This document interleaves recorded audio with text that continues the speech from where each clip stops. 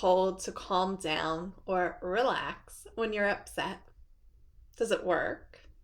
If you're anything like me, it has the opposite effect. If I'm told to calm down when I'm already upset about something, I'm going to be more upset about that, right? It just doesn't work. So, calling your calm down corner a calm down corner and sending kids there when they're upset may not have the effect that you're looking for. Hi, I'm Amy Murray from Teaching Exceptional Kinders, and today I'm here for part 3 of our Calm Down series, all about renaming your calming space to make it more inviting for your students. A few years ago, I had the opportunity to go to the best PD for kindergarten teachers. We got to go see Dr. Jean. If you ever have the opportunity to go see Dr. Jean, run. She's amazing. She will make you fall in love with kindergarten all over again. I swear, it was like magic. But anyway, so one of the things we chatted about with Dr. Jean was having this calming space or a safe place in your classroom for kids to go to calm down. But well-meaning teachers are calling it the calm down corner or the calming space, and calm down. And when we tell kids to go calm down, they're not going to calm down, number one, and two, it's going to become a timeout space. Okay, if you're only sending kids who are upset, agitated, misbehaving, right? You're sending those kids, go to the calm down space. It's not really different than a timeout space, except that you're calling it a calm down space, and you may have some self-regulation things and fidgets and fun stuff there, but it's still a timeout. So you want to rethink what you're calling the space and how you're sending students there. So one of Dr. Jean's suggestions was to call it something you love, a place you like to go, a place where it's calm. And so we came up with Hawaii, right? Hawaii is a great space to visit. It's calming, it's beautiful, right? So our calm down corner in my kindergarten class was Hawaii. You could call it the beach. You could call it another calming space, whatever that is for you.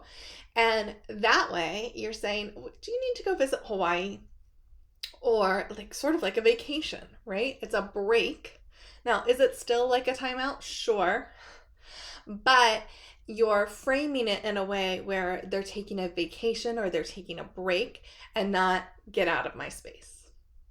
I hope. So think about a name for your calming space that you can rename it. I mean, it could be like the Zen Zone or whatever you want to call your space in your classroom.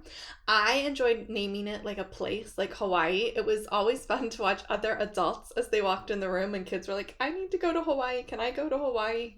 And they're like, what is happening here? And then they'd scurry off to the calming space and then they'd come back when they're ready. It's just a fun way to reframe it and make it more accessible rather than feel more punitive. So that is why we named it Hawaii. If you are looking for just simple printables that you can use today to rename your calming space, check out the link below. You can see the tools for renaming your calming corner. So there are signs to rename it Hawaii. There are also some editable templates that you can use to create expectations posters that are vital to making Hawaii and really any calming space a success. So those expectation posters look like this.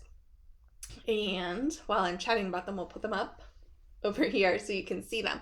But you're going to want to think of and either do this with your students or just show them the rules for your calming space. You know your students best. These rules may change from year to year, class to class. It's really up to you, but you want to give them some strict guidelines of this is how we behave in Hawaii, this is what we're going to do here, and this is what we're not going to do here.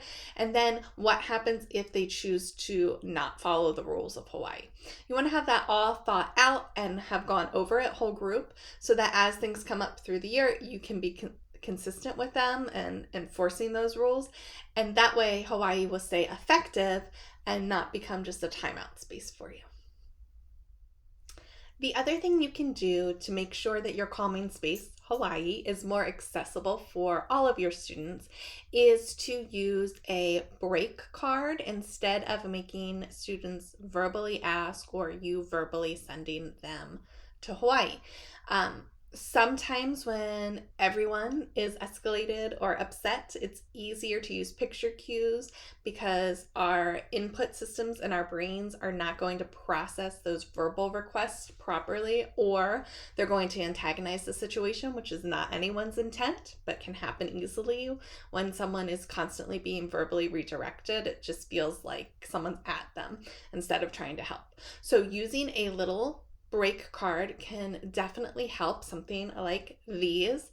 I have a free set in my store. These specific just for Hawaii are included in the pack that I linked below to rename your calming space.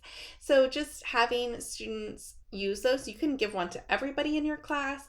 I didn't ever do that though. I would give them to the kids who frequented or maybe had more disruptions and were going to need that break card, and they just kept it tucked away in their toolkits or pencil boxes and or inside their desk, whatever your situation is, and they could pull them out as they needed it. And I could also just quietly show them the card and get them over to Hawaii for their calming space rather than verbally redirect. Limiting the verbal input during an escalated period is important. So that's all about renaming and why you should rename your calming corner.